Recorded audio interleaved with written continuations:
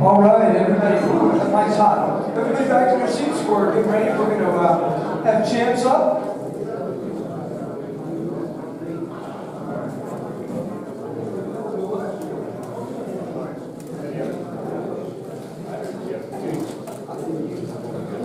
Okay, folks, Chance Coalter, I'm going to turn it over to him.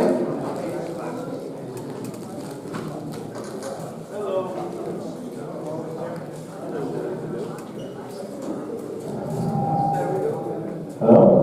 Ooh, that's kind of fun. Hello. Hi everybody. My name is Chance Coalter, and very happy to be here. I used to come to these meetings when I was maybe 14, 15 years old with my dad, who's got the funny looking crocheted hat over here. Oh! Had the funny crochet hat on. Anyways, yeah, I've been involved in this organization for a long time, so I'm happy to be here to present for you all. Starting off, yeah, you probably recognize some of the people in this photo. Definitely Russ there, looking dapper. From my woodworking background, basically, I've always loved making things and taking things apart, putting things back together. My mom would give me broken radios and things and see if I could fix them when I was a kid. And so I think that carried over with my woodworking. But to be honest with you, I feel like I'm a craftsman more than a woodworker. I love making things, and wood's just what bit me first, I think. My dad, who I mentioned earlier, had a hobbyist, pretty nice wood shop when I was a kid, so I would work in there. But he told me, you're not allowed to use the table saw until you go to Palomar College. So I went to Palomar College when I graduated high school in '07, and I took the majority of their classes there, and that really kind of shaped my future. Learned a lot from the people in this photo. You can see Phil Gotch is in there. He's kind of been a mentor to me. I learned so much from Russ Philbeck. And then I took classes with Chris and Dave Thompson. And Dave Thompson was the guy that kind of brought me in and got me hired at Palomar. So this photo really sums it up for me. And after going to Palomar, I transferred to San Diego State University. Most people don't realize, but you have a top 5 woodworking program in the country right here in San Diego doing graduate work. There's a master's program. You get a master's in fine furniture, which is bizarre. But this is the lady who's taught there for 35 or so years. Her name's Wendy Maruyama, and she was a big influence on me as well, and continues to be. So here's a piece of hers that is pretty, I don't know if look at pieces. And here you see me at Palomar. So I graduated from SDSU in the end of 2013, and I was hired immediately to teach at Palomar. So, because I'm going quickly, but I used to work in lots of shops locally, doing veneer work and things like that, custom veneer and things. So I got hired to teach veneering at Palomar 2014. So I've been there. It's crazy. It's been a long time now already. But I teach the intro class. I teach the intermediate class. I teach veneering, intro veneering. I teach an advanced veneering class. I teach a jigs and fixtures class. And I've taught a couple others. So it's crazy. So I started there. I never really wanted to be a teacher, to be honest with you. I just wanted to make things. And then it kind of just worked out. And I ended up really loving it. And I've taught classes all over. I've taught at Penland School of Crafts in North Carolina. I used to teach at the Center for Furniture Craftsmanship in Mid-Coast Maine. And I've even been to Australia and taught workshops there. So it's actually kind of bizarre and really great. So I love it. I really do. This is some earlier work of mine. Again, I used to do a lot of veneering. So this is like a table with a radio match kind of burl top. You can see it's kind of an interesting way the legs are attached. There's some aluminum pins. This is a coffee table. There's some process shots in here, so you can see this is the base of the table. It's all MDF, and then we skin with veneer. There it is, veneer on it. I love, it's funny because I teach veneering mostly, but I love shaping. So I'm kind of more of a sculptor, if anything, and I love to use the lathe. I love to use grinders and things like that. I love shaping wood. So these are a series of stools that I made. I made all sorts of different ones. So the one in the middle is maple. The body of it is turned on the lathe, and then I have a jig that I attach to the lathe after I turn that like droplet shape that I can route out cavities for the legs. And then the legs kind of click in. And so I've done somewhat of a light production piece. So there's one there with cast aluminum legs, there's cast bronze, I've done cast concrete and whatnot, and that kind of just clicks into it. So I can actually make these really pretty quickly, which is nice.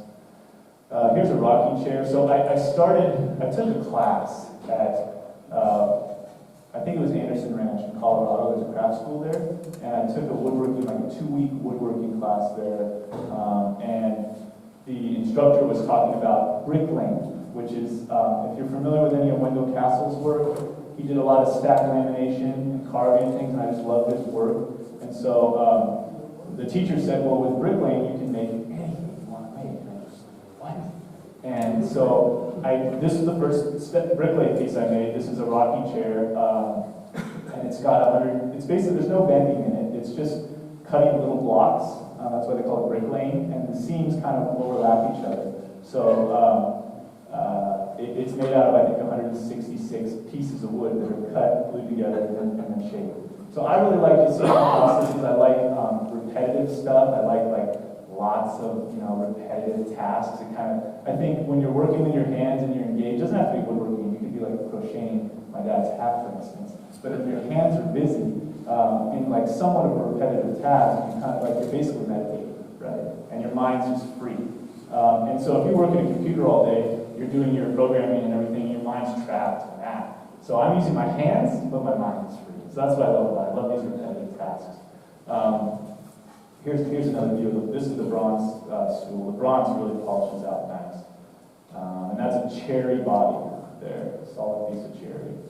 Here's the, I'm frightened that these are slightly out of order. There's the rocking chair from another view. So here's the chair you see up here. This is just hard maple. I actually love working with maple. Maple lends itself well to the bricklaying process because you do have, you're worried about wood movement a little bit, and you also have, not so much with this chair, but I've done some pieces with more like right angles and things, and there's end grain that's exposed and things. So I've made some out of like ash before, which is just so open and porous, and I've had some crafting and whatnot. The maple's just always been a champ, so I like working with it. it's basically like reconstituting the tree in a similar way that steam bending would be giving you continuous grain through a curve. The stack lamination is kind of doing that too, because like where there's longer, straighter sections, I can have bigger chunks if I wanted to, but then when I need to go around like a tight curve, like for that back, the pieces get smaller so that the grain really runs through the piece. So it looks kind of like, I'm sure you can sit in that, you can jump on that. And I actually have a friend who weighs close to 400 pounds, and I had him sit on, yeah, I had him test my chairs. Test my chairs.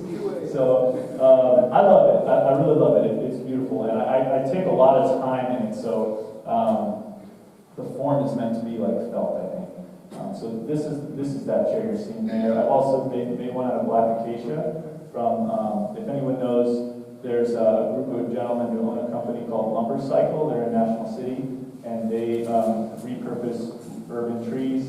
And so I actually got this material from Palomar College, where I teach, but it's available through urban forestry, streams. And I would say it's probably one of my favorite woods to work with. It's kind of like a reddish walnut in a way. It's very similar workability. You have a lot of knots and checks and things you got to work around, but it lends itself well to stack lamination, and it's wonderful. Little side note that's interesting. So black acacia is it's an acacia species, Acacia melanopsin, which is very similar to koa in terms of the genetics of the tree, and it's native to Australia. And so I've worked with black acacia that grew in San Diego, and you can imagine when I'm grinding these pieces, there's a lot of dust. It gets everywhere. Okay, I have so much dust on me when I'm done for the day that when I go to take a shower, the dust has been caught on the top of my eyelashes here. And when I take a shower, it always runs right in my eyes, and I go, I forgot to close my eyes while I was washing my face. It's that bad. So I've worked with it from local acacia trees and had no problems at all. I go to Australia, and it's one of their more sought after woods there. So I've worked with acacia, black acacia, Acacia melanopsin, same tree. It looks exactly the same. In fact, it's that urn that you see hanging there. Building that piece with those three little red black acacia pieces that's sitting on that plywood piece there, I broke out in hives everywhere. I was extremely allergic to it. Since then, I've come back to San Diego and worked with acacia grown here. No issues whatsoever. Okay, very interesting. Anyways, this is a little stool that I made. This was kind of it's coming. This next stool, it's a small stepping stool. I made it for a friend who was getting married, and there was an 8-inch height difference between the husband and the wife, so I made a little kissing stool for them as a wedding gift. And it was a test for me because I'm turning 90 degrees there, right? So in the chairs, even at the tighter swoops there, it's a slower transition, and this is like a really quick kind of transition. So I wanted to see how it would handle. It worked fine. I made larger pieces in this way. There is a better shot. So you can, I don't know how you can see it, but you can see on the front, on the upper right corner, there's short grain there on that top piece. And then the piece next to it is kind of the opposite, so the short grain's on the top of it, so they complement each other well. I can't do a lot of short grain, but I can do a few inches and get away with it. This is photographed more recently. From my perspective, it's hard to see because it's a little dark, but in the bottom left corner, you can see a table that's kind of a larger version of that stool. It has a recess in it, so it has a curve, but then I routed out flat, so it has like a flat section for its use. And you can get a little tail glimpse of the little blobby weird thing that I have on the table there. I like spheres, I like blobby stuff, and so I do a lot of work with things like that. In fact, I'm working right now on a bed with a headboard that's all blobs, blobby, blobby, blobby.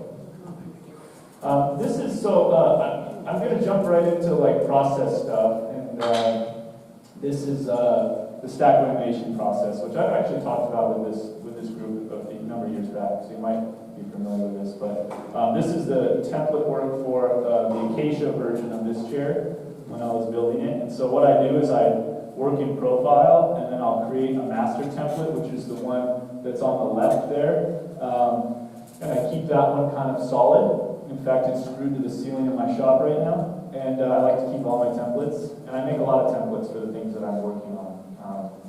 And so then I'll make 2 templates from the original because the seams are crossing each other, right? So where those little bricks are, there's one piece and then another piece, and the seams don't line up. They're offset from each other, which gives it its strength.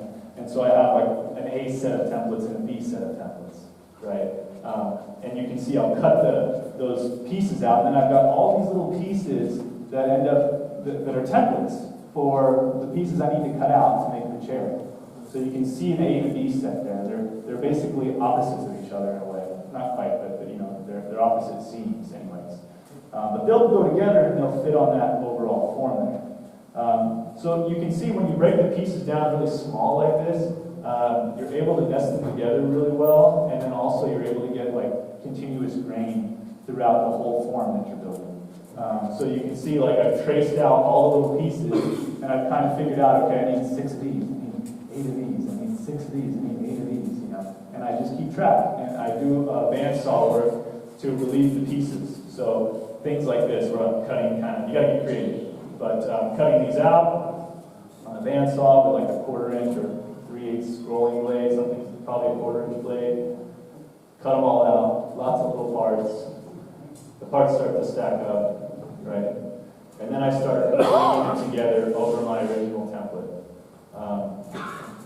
And what's interesting is, so the glue up is an end grain glue up. Each piece is end grain to end grain, which we learned we can't do with woodworking. But I'm not really relying on it too much because I basically make this segment and it's relatively weak. But then once the next segment gets glued onto it, you can then jump on the piece. I mean, it gets extremely strong at that once the second one's glued onto it.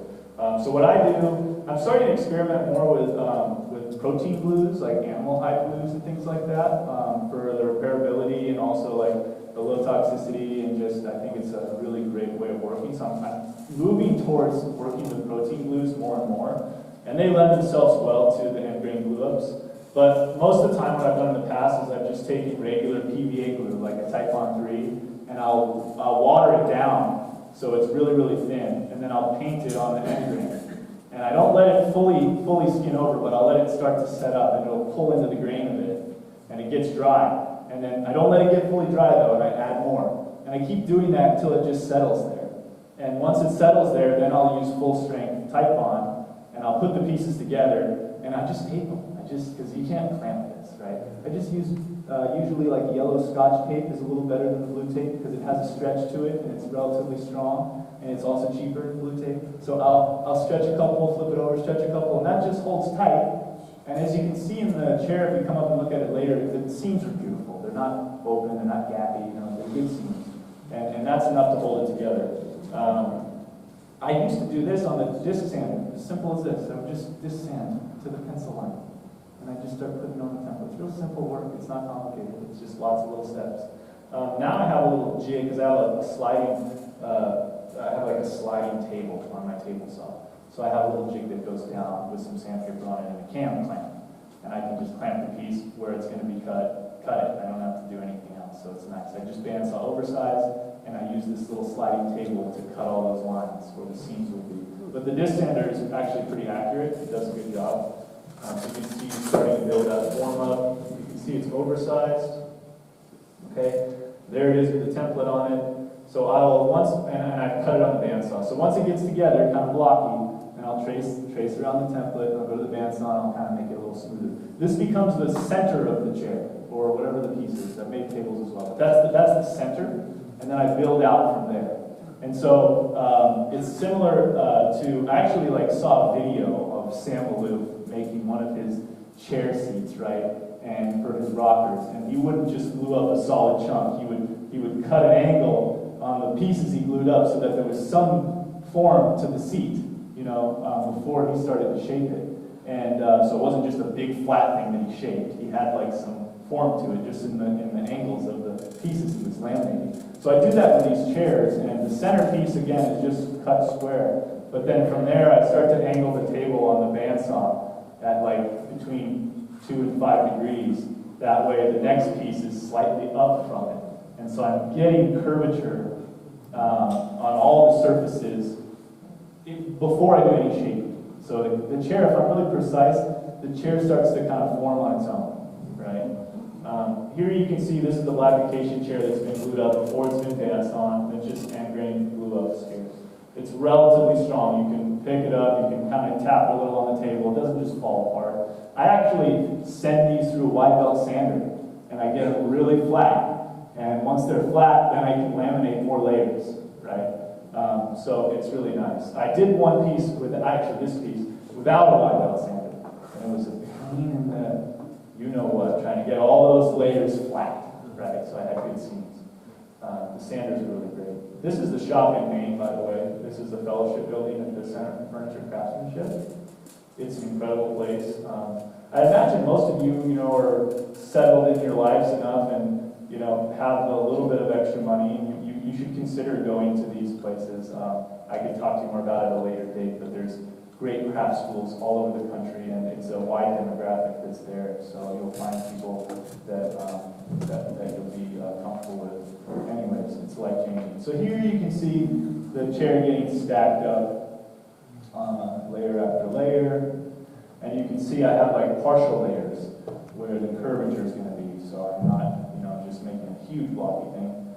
There you go. You can see that little kickstand there on the left, holding it up as the clamps dry. I've gotten really good at gluing things and not having the clamps make things shift, right? Because these pieces are cut perfectly. They fit together, and I don't want the thing to shift. I'm screwed if it shifts, right? So at first I started getting really good at getting my clamps really level. And if I clamped it and it went to the right a little bit, I'd like move the clamp over and it would pull it back to the left. And I would be really good about my clamping. And then I went, this is too hard. And so I started, what I do now, for any time, this is a good tip actually, anytime you want to glue things together and you're really worried about shifting, what I do is I do the glue, just like a Type 1-3, and then when I place the part on top, I use a hot glue gun, and I start gluing the seams. And so hot glue guns are misused. They're welders, okay? You need to use it like a welder. You don't want to put, if you want to put two pieces together, you don't want to put hot glue between them. You just want to put the two pieces together and then hot glue around the perimeter, right? That's what keeps them locked. So as the layers go together, I would wrap, hot glue just at the seam and just let it set for, 2 minutes, and then I can clamp it anywhere I want. It would just stay right there, right? So my clamping gives me the pressure, but the hot glue keeps it from shifting. It's the best way, I'm telling you. And the hot glue, you can take a dull chisel and you just pull it right off, right? So it's not a big deal. Hot glue is a weld, keep that in mind. So here you see it kind of getting laminated up. This one doesn't have as much curvature as the maple. Here it's being shaped. I get relegated or designated to the outside corners of places. And when I was in Italy, there's a shop, there's like a back cave room, and they'd be like, "Go over there, get out of here, noisy, dusty, get the hell out of here." So here I get to work on the porch here, and it's in beautiful Mid-Coast Maine in the summertime. So the only thing I had to do is I had to really try not to fall asleep on the grass because there's ticks everywhere. I'm from California, so I took a nice nap right in the grass, and somebody taps me on the shoulder and says, "You're a moron." So anyways, I did do that again. So you can see here it's being shaped. I love the shaping. I just love it. It's so much fun. I use any tool you can think of that shapes I'm using. I've used every kind of grinder head you can imagine. I use die grinders.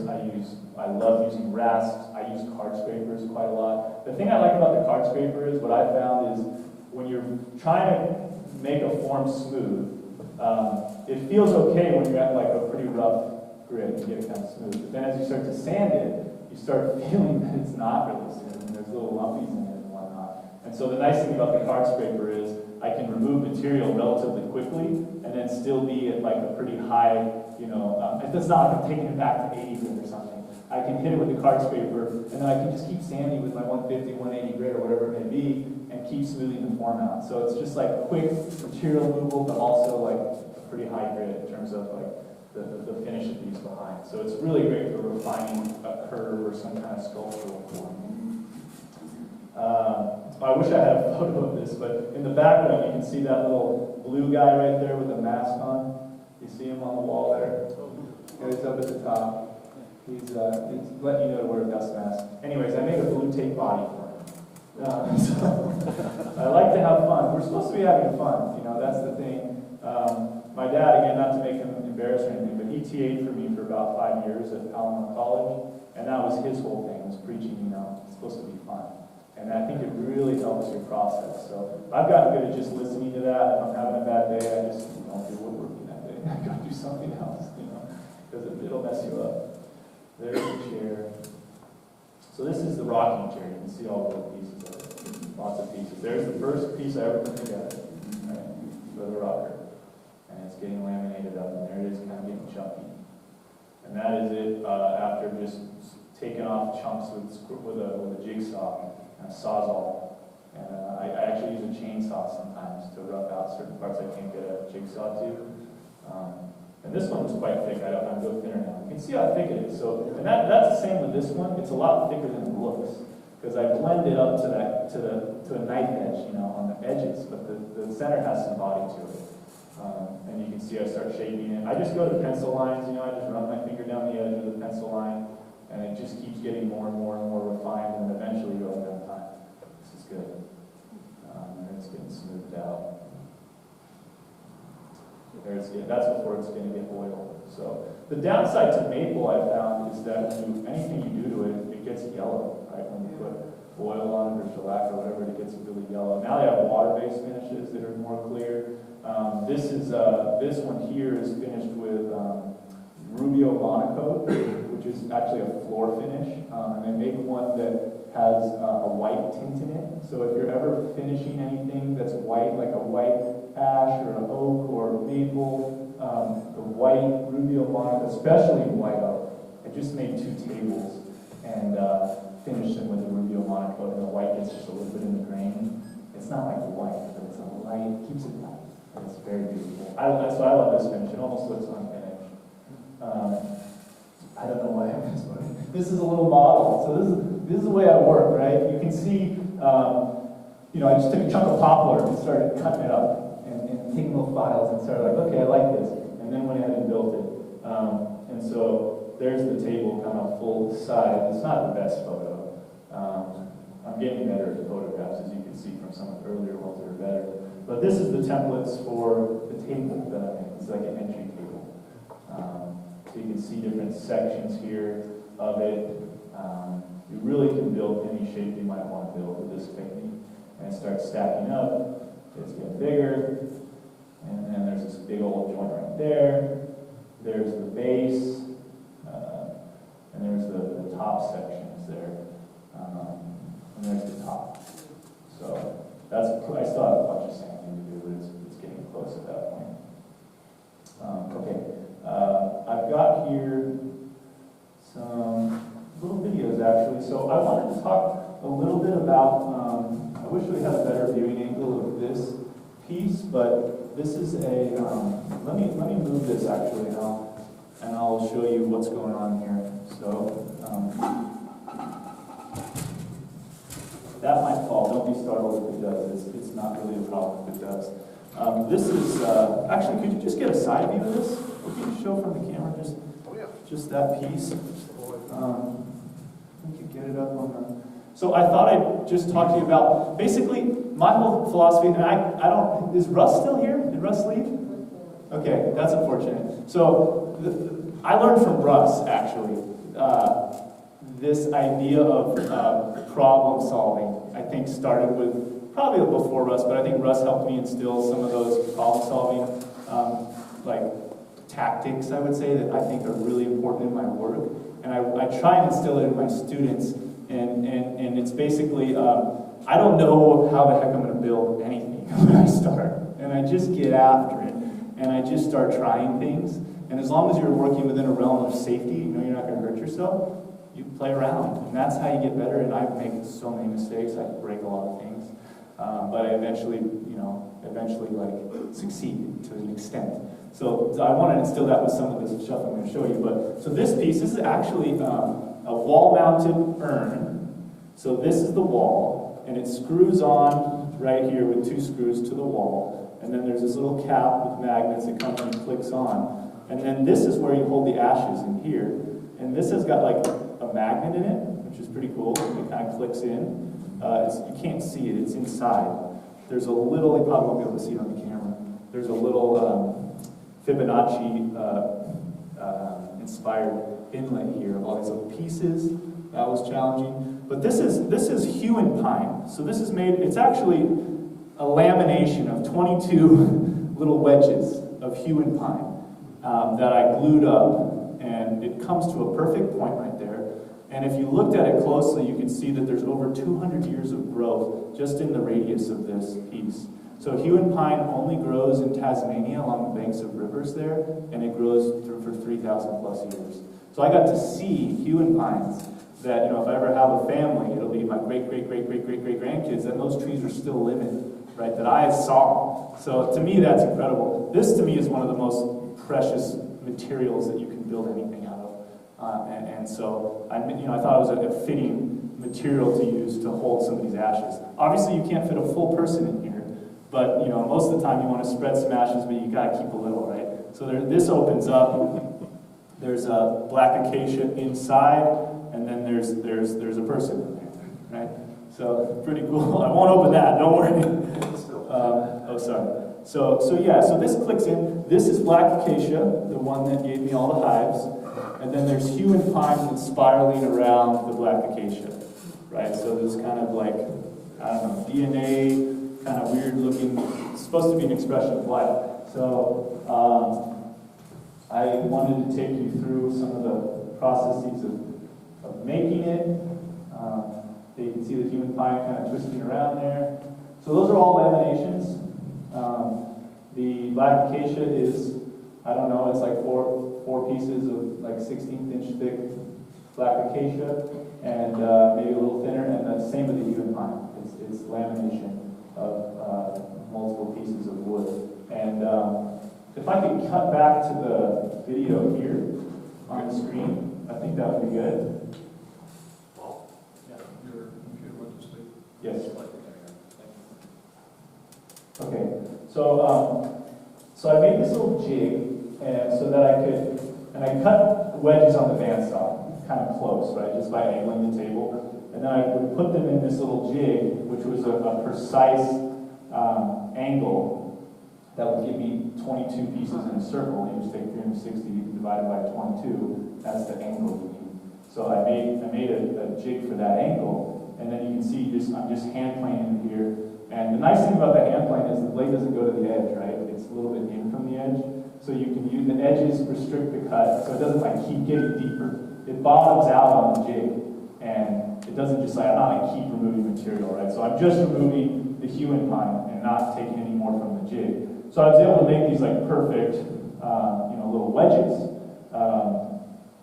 with this little simple jig. And then once I have the wedges, I cut them up and start gluing them together. And that's a challenge because you got all these little pieces, and how do you get clamping pressure to it, right? I had no idea how I was going to do this going in. That's what I'm trying to say. I don't know, I just look at it and we're all capable of figuring this out. I think the thing that makes me unique is the fearlessness to go for it. But we're all capable of doing this. So that's what I think is fun. You sit with it long enough and you're like, how the hell am I going to glue this up? I could put a block here and you try it and it doesn't work and you go, okay, this needs something here. And you just kind of keep figuring it out. So with these, you can see how they're stacking up to make these spheres. You can't just glue them all up at once. I tried that with the strap. They all shaped.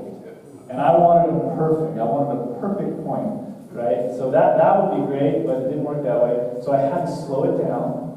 And what I ended up doing, so I made these little blocks out of just 2x4s, and I cut them so they were at 90 degrees, little notches there. And then I was able to band those with a strap, bring a 90-degree section in, right, with the strap. And so I would make 4 of these, and then I would make halves, and then I would make the whole. And so these just get glue spread on them. If you look, it's again, the video quality here is not amazing, but there is some blue tape, masking tape inside of that clamping call there. So because it's not a perfect world, and so I would, some of them needed a little shimmy here or there, so I would get good pressure. But those all get glued up. I'll fast forward it a bit, and there you go. You can see the strap on there, pulling it all tight. These yes. So let's see. You said your angles were your wedges were 22 degrees. No, I don't know off the top of my head. It's 360 divided by 22 because there's 22 pieces in the circle. So what I'm just going to ask is, so that divides. It's 16.36 degrees. Yeah. You can divide it exactly into quarters, which gives you exactly a 90 degree. Right. Or is it approximately? Oh no, you're right. I need to recount. Yeah, because it is even. It can be divided in half, and it can be divided in quarters. Okay. So it's not 20. It must be 24. Yeah. Yeah. But if it did, let's say you had some other oddball number, you could always make that jig as whatever angle it is. Yeah. Like a fifth of it, or. It has to be less than 180. Yeah. Yeah, because once you do the half, it's very problematic. You start pulling them into each other. So it has to be less than a half. Okay. But you could have done it in thirds, sure, and that would work. So yeah, I don't rush when I'm working. I do work quickly, relatively quickly, but I never rush. So once it was together, you can see it's starting to be turned here on the lathe. And so I just cut it off here, and I have a jig that I made for turning large spheres because I've made some larger wall cabinets that are spheres that are about 16-inch in diameter, and I have a jig that does a perfect circle for me on the lathe, so I get a perfect sphere. But for smaller ones, I just turn them by hand, and I wanted this to be a perfect sphere. I didn't want it to be like a toy sphere. I wanted it to be perfect. So I put this little cup on here, put it on the lathe, spin it as best I can to a circle, and I just look through like a circle. So if you have like a stencil that has different sized circles, if you ever try to turn a sphere, you can just hold that stencil up and you move it until it's right at the spot where you can see your sphere inside of that stencil, and you can see where you need to remove material, and you just take your time with it. That's the way they do it in the lapidary when you're turning the round stone balls. Okay. It's always spinning in two Right. cups. Yeah, so you can see here, I had to get it perfect. The lathe gives you a perfect sphere in one direction, and you have to get it the other way. So by turning it 90 degrees, I'm able to then just utilize the lathe to give me that perfect sphere in that other axis. So I'm able to return it, from this axis now. And you can see me here doing like a scraping cut, which I like a lot for more refined stuff. So I just keep turning, just taking a little bit off, turning and taking a little bit off, moving the angle a little bit, taking a little bit off. Right, so you can see that. And that works nicely. Now, to get it perfect, this was a test of resilience. But you see the sphere coming off. The other thing you should note here, by the way, is I have a paper joint inside of that. So I put a piece of craft paper between the two halves. That way, after I'm done turning it, I can split it apart and not have to cut it. And so what I did here was I just utilized a router to make a perfect half circle in that little piece, and then I glued on a heavy grit sandpaper, and I literally just stood there for like 2 days and just like turned this ball into this perfect little, half template there. And eventually, all the low spots got taken out, and my forearm was just like killing me. I was literally just walking around campus like, hey, what are you guys working on? Just like moving this thing into this little jig for hours. But it resulted in a perfect sphere, which is what I was after. So yeah, and I had to switch the paper out a bunch, and it's hard to get sandpaper on that curve. So there's a lot involved. But again, it's relatively simple. It's just like sticking to it, This is kind of interesting. So the inside of the sphere is hollow, right? So after I split it, I turned a perfect sphere into that MDF block that's chucked on the lathe. And then because the outside of my sphere, the human pine, is also perfect, they fit together. And so you can just wet that. All I did was wet that human pine and stick it into the MDF with nothing but the water and the fit, and it just holds right there perfectly. It's incredible. And then I'm able to return the inside. Okay? And so one half of the sphere has a brass cup in it that holds the ashes. And that one didn't have to be perfect. But the other side has an interior layer of black acacia. Why? Don't ask me that. I don't know why. But it's what I wanted. So I turned the inside, and I use a little template when I'm doing this. So I just have like little templates I cut out on the router, and I'm able to put that template inside and check. See that? You're checking it right there. So I'm getting really close here. You can see how thin it is, and then I will check it with my template. So I think that's about to happen here. Yeah. So there's the template goes in, and I'm like, okay, it's pretty good. I'm gonna take a little bit off right there. No. I just kind of meticulously kind of go at it until it fits perfectly. Okay. And then I made a black acacia sphere that had the opposite. It was an exterior sphere that matches that. Glued it in, and then returned the black acacia. So there's a human pine bowl with a black acacia bowl laminated to it on the inside that makes up that half of the sphere. That's my boy. You can see the MDF there. Yeah. There you see me wetting it, right? A little bit of water. So this is for a family member that I love very much, whose ashes are in here. I love this man very much as well. So, you know, hopefully he doesn't die for a long time, but you bet your ass I'm going to make you a great ass little box. So there's the black acacia inside. You can see it's just being pressed into that MDF block and then returned. How do you get it out? Good question. Over time it dries a bit, and that helps. And you can push on it. What was harder was actually separating the two halves of the hewing pine sphere, because the paper doesn't. It helps, but it's still glue in there. And I stuck it in this MDF block and I beat on it with a hammer. It was scary as hell, and it finally broke. But getting this out, it's not so bad. I just take the MDF block and I put it on my bench, and I clamp it down, and then I bring a clamp over like a portion of the black acacia, so it's pivoted, and it just pivots down, and then it comes out. You know? So you can force it down by doing that. But the only way this stays in that MDF block is if it's a really nice fit, right? So it's not like just touching it it's like mostly fully seated, right? Because it fits the templates from both cuts are really accurate when I cut it. I just take a lot of time. I love turning, and I do almost everything with a bowl gouge. I like a deep fingernail bowl gouge like this. I don't use a roughing gouge. I very rarely use a skew chisel. I do spindle work with this. I do everything with just this bowl gouge. So those stools you saw earlier, they're about yay big. Those are all just done with a bowl gouge. I love the bowl gouge. It's so versatile that once you get it, it really works.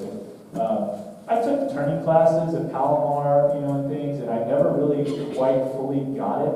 And then I finally figured it out. And basically, there's a bevel, and for any of you that are turners, this is the way I see turning.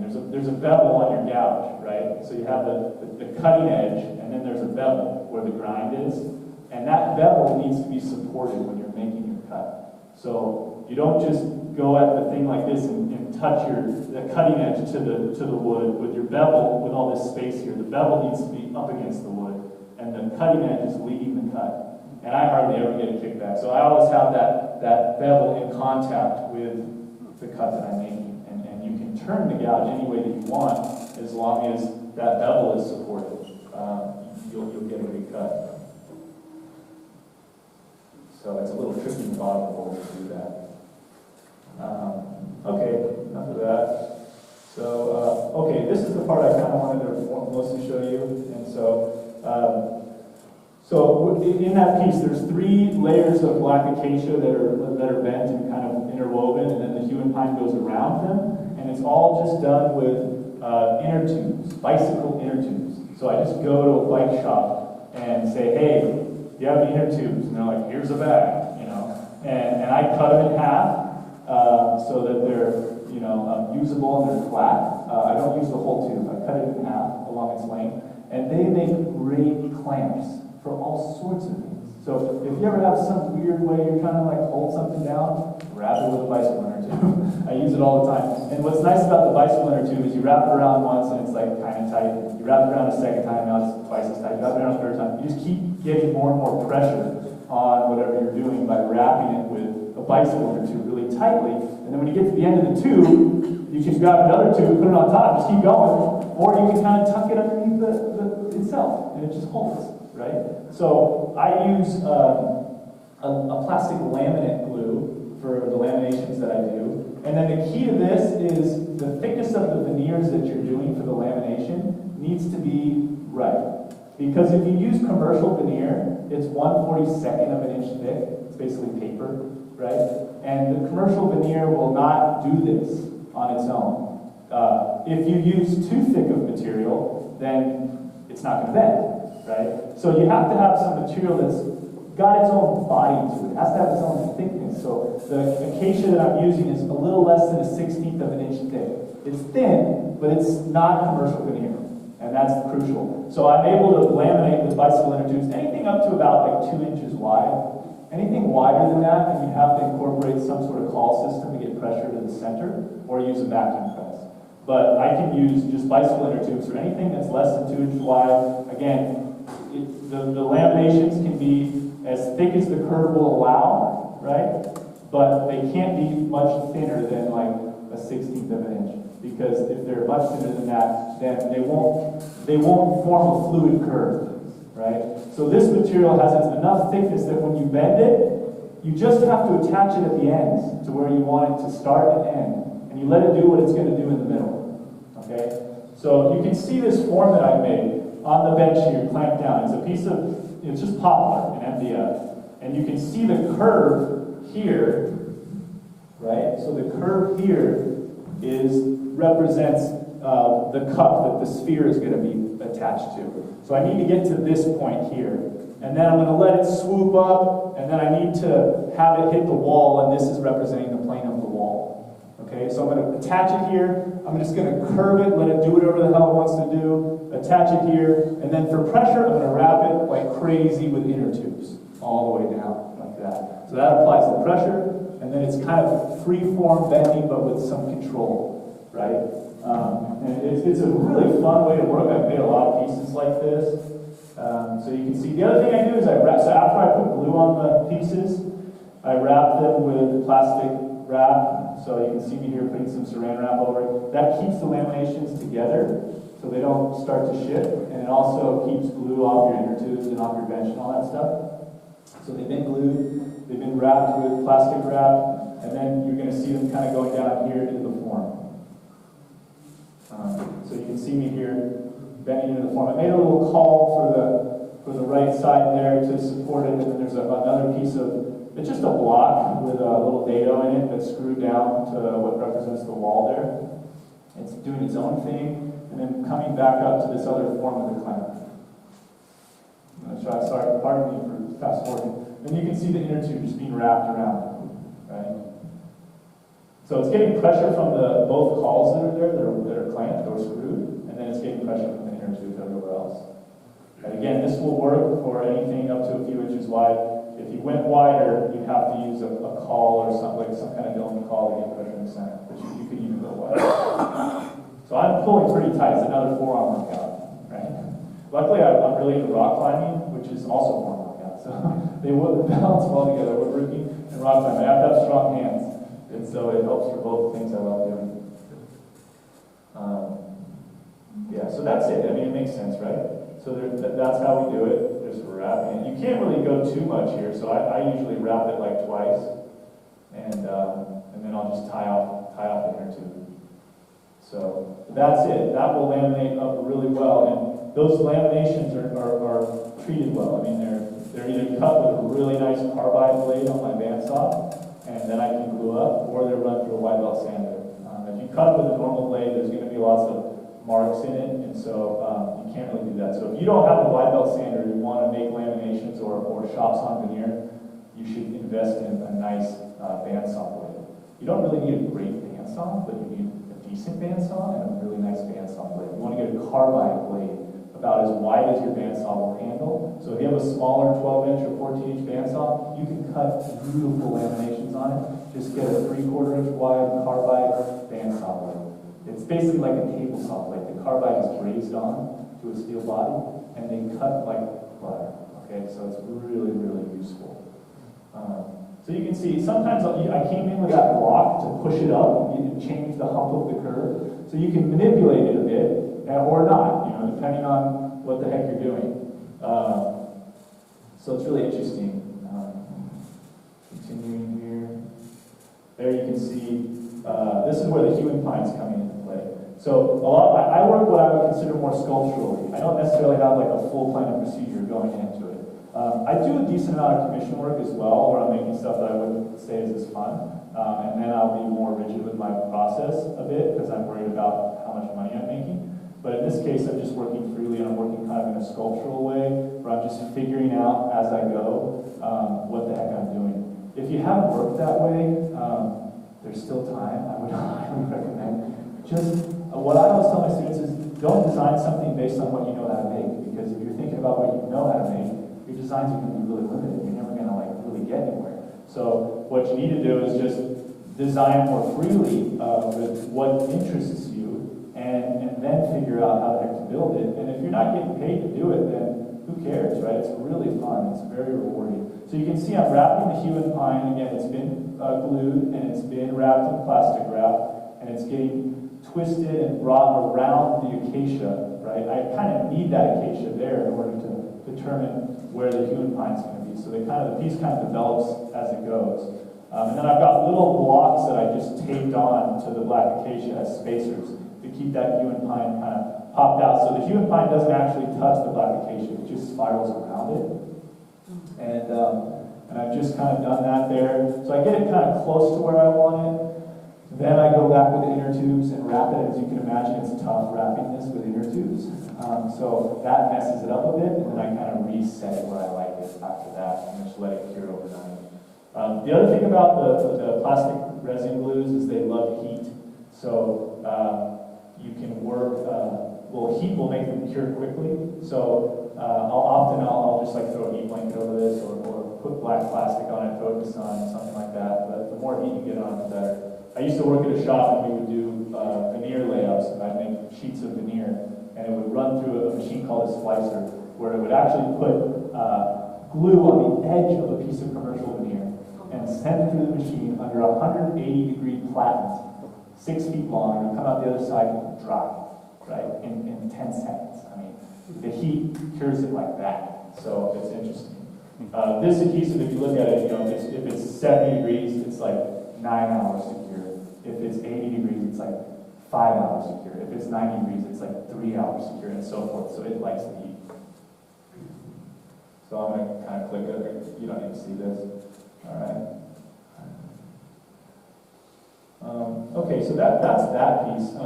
The piece I'm currently working on, and I won't bore you for too much longer here, but the piece that I'm currently working on is I was asked to exhibit a piece for a show in Maine at the place I used to teach at, and it's called Turning It All Around. So it's a turning show, and I'm making, and it's a collaborative show. So I've never really collaborated with anybody, but I'm working with a scientist who is studying. She's in a PhD program studying Macrocystis pyrifera, which is giant kelp, which is an algae. It's a brown algae, and there's a lot of it off the coast here in San Diego. And so I'm making a shelf based on that. You can see this is the model, and it got a little beat up in the drive over. And it's also not really refined, so it needs some work. But you can see basically what's going on here. So the green part is just wire that I've wrapped.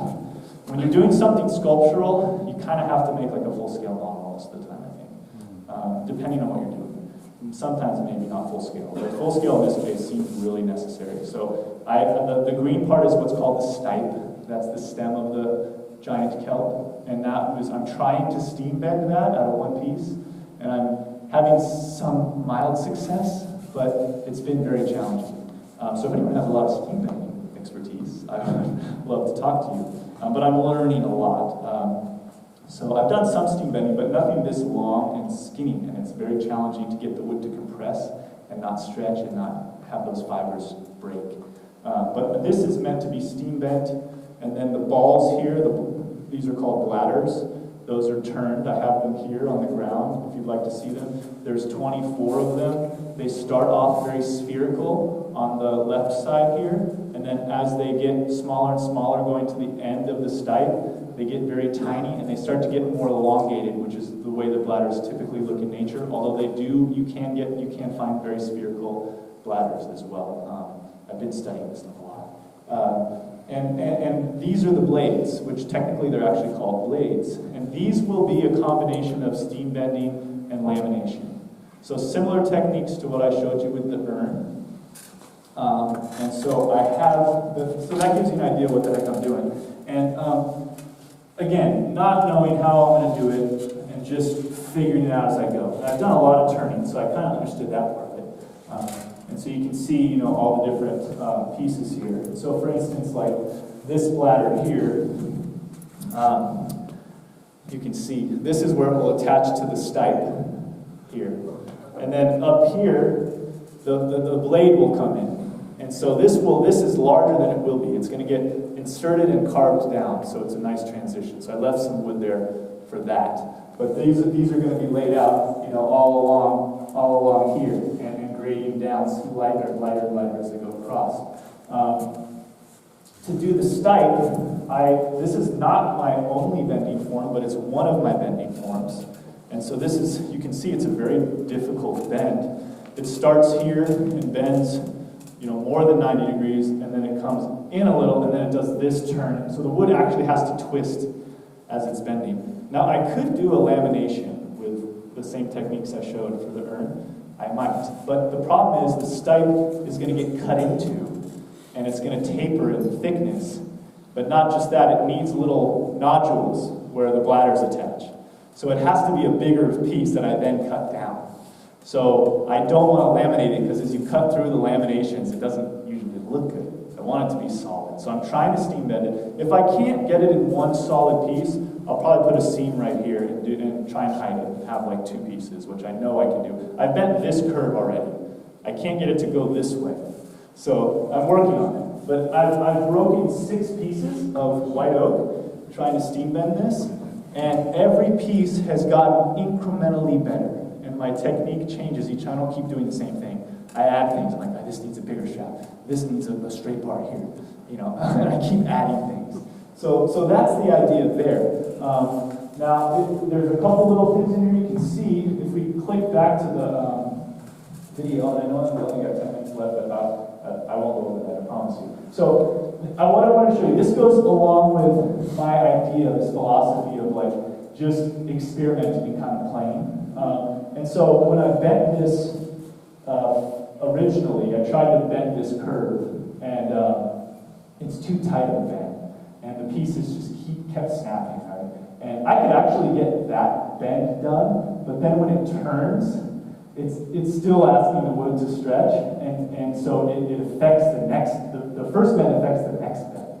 And so I wasn't able to do it, so I said, oh crap, but I didn't want to go through. You can see this jig, it's like a Frankenstein jig. I just keep changing it, right? And so all I'm doing here to make the radius less severe is I'm taking a piece of veneer and I'm clamping it where the curve picks up. I'm using the veneer to give me a nice fluid curve, and I'm blocking it out to basically make a larger radius. So you can see, and then I use hot glue like a welder, right? So you can see here, the hot glue, so the clamp holds it on each end. The block where those 2 clamps are on the left is Type-on glued, and as is the veneer. The veneer's glued on. And then I hot glue all the seams, and then I pour epoxy on that, and just let it dry. And now I've got a new radius, right? And it's just simple. You just keep adding to it, changing it, and kind of, don't worry so much if it's not right the first time. You can change it, right? You have that option. So you can see here the cavity that then was filled with epoxy, and that was able to make this radius. You can see it here. I also put some little chunks of wood in there, so you can see it here. This is the new radius, and that was the old radius. And I just filled that and have a less intense radius to bend around. Okay, and that's helped a lot, and I've been able to bend that. I can't turn it, but that's the thought process there. Back to here.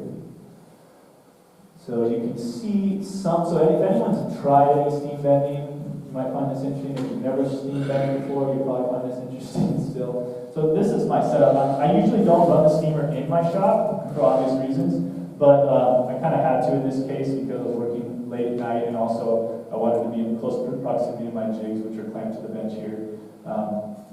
And I just run, you can see my shop's real messy here. You can see that there's plywood particle board just protecting my cast iron from steam. And then I just have it's actually Schedule 40 PVC, which is not good. You want to use at least Schedule 80 PVC, but it's expensive. I just got a tube of Schedule 40, and I just build a box around it and attach it to a sawhorse that I put little kicks on so it's a little taller. And then I just have like a turkey cooker. It's just a big propane tank, and I have like a gas can, a metal gas can. And so I just put water in there, I boil it, and then there's a tube that goes into this little steam box.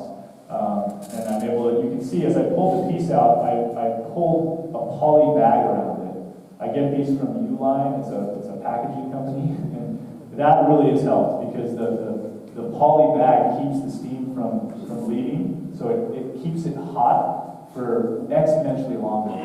So, you might only have like 1 minute to get your bending done, which is not a lot of time, but with the poly bag on, you got like 5 minutes. So it's really nice. So you can see here, this long jig, the strap is stainless steel. It's meant to prevent the material from stretching. So wood can compress very well, but it can't stretch. And once it starts stretching, it will shatter. Okay, especially if it's been kiln dried. So I would love to be somewhere where I could get, wet wood that just got cut down, or air dried wood would be great. But you can't get it because of obvious reasons, pests and things. So you can't like get air dried wood from New Jersey unless you know somebody, right? Because it has to run through a kiln so that we're not just transporting bugs all over the country. So you can't get it. So it's a very difficult thing to get unless you know somebody. So when you're kiln drying, the material is dry, first of all, so I soak this material for as long as possible before I bend it, trying to rehydrate it, and that helps exponentially. And then you have to use a strap if you're doing any tight radius whatsoever. And so what the strap does is it forces the wood into compression so that it doesn't stretch at all. And what's interesting about this is if you can see it lifting, you see the strap lifting on the other side? As that strap is lifting on that other end, it's letting the wood stretch a little bit. So that's bad, right? We don't want that. We don't want it to stretch. So if I take this piece and I bend that, I'm literally shortening the length of the piece. Okay? You're actually compressing it. So what happens is the piece compresses instead of stretching. So it doesn't stretch at all, ideally. And it actually gets shorter. So if I compress that piece, it fit perfectly in my bending jig, and then when I bring it back up, it's now a 1/4 inch shorter than it was. It's shortened by a full 1/4 inch, just from that one radius. The whole piece, you can imagine the force that's involved, okay? And so I've improved this by using, instead of a strap, I have like an aluminum like U-bar that goes on that's rigid, so I don't have to worry about it lifting as much. But this worked pretty well for that bend. That bend was successful. And then you can see what I'm trying to do here. You can see, this is a better view of my steamer, just a gas can. And this is really interesting. So you can see the tube is coming out of my steam box, and it's going into that poly bag, and it's pushing steam through the bag, and it's coming out on this other side. Okay? So I'm steaming the piece in place as I'm bending it, which is really cool to me. And what's nice about it is you can feel the elasticity in the piece when you're working with it. It's incredible. And so where I'm getting failures is you still need to prevent it from stretching. It's not just about heating it. You also have to prevent the wood from stretching, so it has to have a strap. And it's hard to have a strap on that knuckle. I can't just, what do? I can't just put a strap right here, right? So I basically built a bracket that attaches to this strap and then has its own strap that blocks out at the end. So I can bend it the other way and not allow this wood to stretch on that knuckle. So I have some, feeling of success with this, but I'm not there yet. So I'm at the point where I know I can at least get this in 2 pieces. I would love to get it in 1 piece though. I'm still working on that. But this is, I mean, I was involved, I was assisted a bending class, a 2-week bending class, and that's really it. I took bending with Russ in like 2008 maybe, but we did very little steam bending. We mostly did lamination.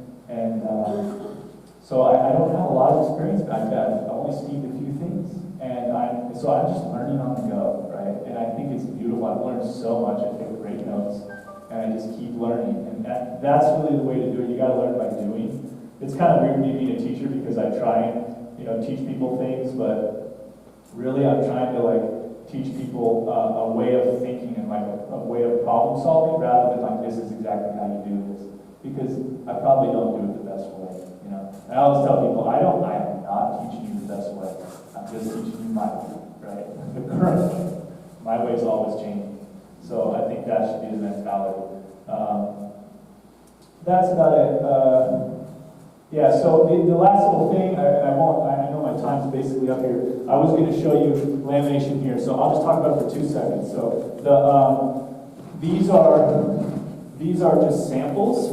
These are white oak, 16th inch thick veneer, and all I do is I soak this in my kitchen sink overnight, and then I put it in my steam box for 15 minutes, and then it bends like this with no strap, and you just by your hand, you just bend it, and I shove this into the rungs of a chair, and I just let it sit for a day, and there it is, right? This one I twisted around and like re-clamped it up, and it just held its form. So I'm going to do some of this for some of the blades here, and then they'll start thicker here, and then they'll get thinner over here. So I'll be using this material on its own. I'll also do some lamination with this material and commercial veneer. I like the idea of a lamination because I want these to have a little bit of structure to them. So there'll be some steam bending and some lamination in this. And for something like this, because these are wider for these blades, I can't just wrap them with inner tubes. I wouldn't get the pressure. So to do it to get the pressure, what I've done is I've just made a vinyl bag, and this is just some 20 mil vinyl you can get from actually like fabric stores. A lot of times will sell this. But anyways, it's just vinyl. I've actually even used like 6 mil vinyl before, really thin material if you just want a one-time bag. But this is just vinyl, and all I do is I lay it on top of itself. There's just a bend here, so there's only one seam, and I just have a piece of wood right on top here, and then I just lift it up, put some vinyl cement in there, stick it down, and just keep going all the way across. The vinyl cement sticks like instantly, pretty much. So then you make a bag, and then so this will go in the vacuum. I have these little fittings that I really like that. You just have to put a hole in your bag somewhere, and then this fitting will go on there,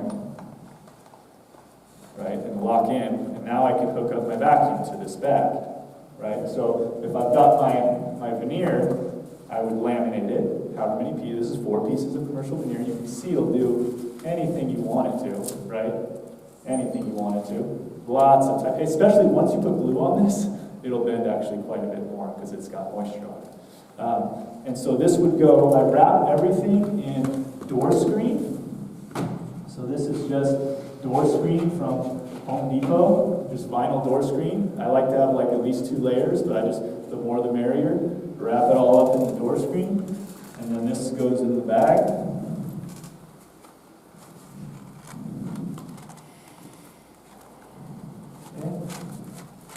And then we need door screen to be, okay, I put it backwards, it's fine. We need door screen to be over the vacuum manifold. So this has to go at least down to there. I put it in backwards. I don't like the manifold right over the veneer, but it's fine.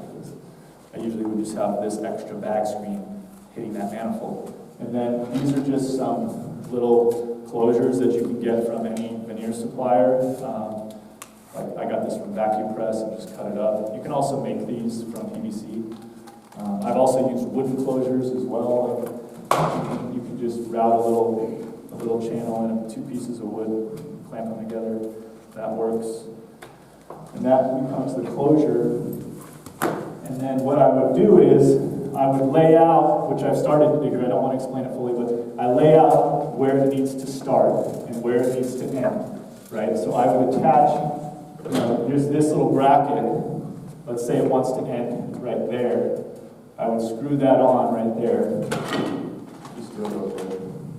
It's going to be loud. How can I pause my mic? I don't want to kill those ears. Okay. So that can go, say it wants to go right there.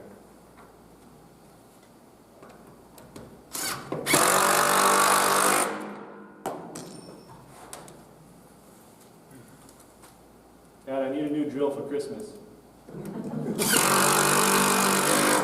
This chuck doesn't work anymore. It keeps falling out. I don't make more money than you have made, though. Okay, so this just hooks up. If any of you have had a class with my dad and I before, you'll know he's always saying that I steal his tools. Well, this may or may not be his vacuum pump. I can't confirm either way. I have my own vacuum pump, but it's 220, and we don't have that here. So I may have borrowed one. But basically, this would go here. You turn the vacuum on. Okay, and the vacuum will seal this. And what's nice about that is the vacuum creates I don't need this. The vacuum creates once there's a vacuum inside of this bag, okay, if we were at sea level and you achieved a full vacuum, which this pump doesn't quite do, but my pump will do that, and once you've achieved a full vacuum, this is subjecting what's in the bag to atmospheric pressure. At sea level, you're getting about 14 pounds per square inch. Okay, so if this is 3 inches wide and it's 30 inches long, right? It's 3 times 30 is 90 square inches times 14. That's how much pressure is exerted on this piece. Okay, but it's uniform pressure. It's only 14 pounds every square inch. So it's uniform, light, but it adds up. It's cumulative. So this is really nice. So I can manipulate this, and I have to play around with like how much pressure is, because if I have this fully pressurized, it won't allow me to bend the piece very much. So once it goes tight, it doesn't want to go bending. So I have to let a little bit of air come out of this, and then I can clamp it here. Okay, I can swoop it up, however I want to swoop it up, and I can clamp it here. And I might put another one and clamp it there. Whatever I'm going to do, I'm going to have to work on kind of getting it refined. It's harder to get the refined curve with commercial veneer because, again, it's so thin, you can get a kink in it. That's why with this, the laminations are thick enough that it's fluid on its own. Right? But you can get kind of what's happening here. That's essentially what's going on. And I'll be using a combination of pre-steam bending and this to get the pieces in here. What thickness do you like to cut your veneer at? It depends what I'm doing, because I use veneer for a lot of different things, but often I will slice it to 1/10 of an inch thick, and if I have a sander, then I'll sand it to however smooth it is. And it usually winds up at about a 1/16. I don't like the veneer super thick, because it'll start to behave like wood, and then you can get seams to open up and things. For this, it was just, for a lamination, if you're going to do a lamination with veneer, you want the pieces as thick as the bend will allow. So, if you have a 1/4 inch piece, it's only going to bend that much. 1/8 inch piece is going to bend that much. 16th piece, you can get it to come down here. So it's whatever the curve, will dictate that. But I keep it as thick as I can based on the curve. And that really helps for that. Again, if it's too thin, it'll just start to get wiggly and it won't be fluid. Yeah. What was the purpose of the screen again? The screen provides airflow because in the vacuum, if you don't have any airflow, it'll seal on itself and you won't have pressure everywhere. So this is actually creating a vacuum everywhere where the screen is. If I didn't have screen, then it would not give me full vacuum over here. So there's a number of ways you can get airflow. You can use the door screen is my favorite because it's super cheap and it's really great. And you can also use like weed fabric for landscaping. And they sell stuff that's designed for this too, that's thicker you can use.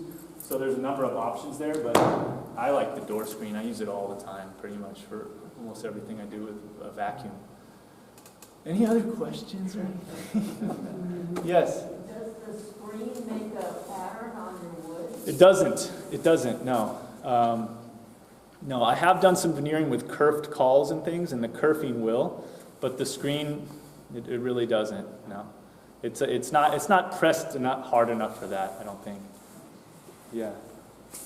Yes, Dallas. For your bent lamination, is there any species that don't work well for bending? That's what's great about bent lamination, is like you could never bend Wenge or Purple Heart, right, in a steam box. It just wouldn't happen. But you can do it with lamination, and it just has to be thin enough. And so I did a bit of Wenge bent lamination. with around Wenge, yeah, A 46-inch table. yeah. And, Wouldn't have happened with steam. So yeah, that's what's cool about it. And so if I'm doing it on a form or if I'm doing it in here, all that you need is if that one piece will do the bend, then a stack will also. So if you're going to stack up 4 or 5 pieces, as long as you cut that first piece and you test it, and if it's not doing the bend, and you go a little thinner. But once you figure that out, you just cut them all at that thickness, and it will work good. Again, if you have a good bandsaw, you can come right off the saw and do your lamps and get a good seam. But if you don't have a carbide blade, good luck. Anybody else have any questions? All right, thank you guys. That was fun.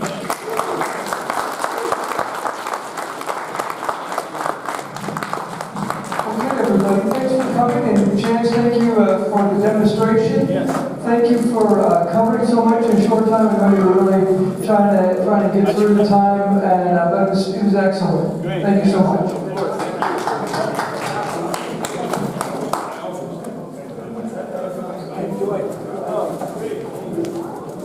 great presentation. Just good as last time. Yeah. Oh, that's I carry some stuff out, I'll come back and help you carry stuff out. it's all good. No, I record a lot of my process. I record some of the chairs.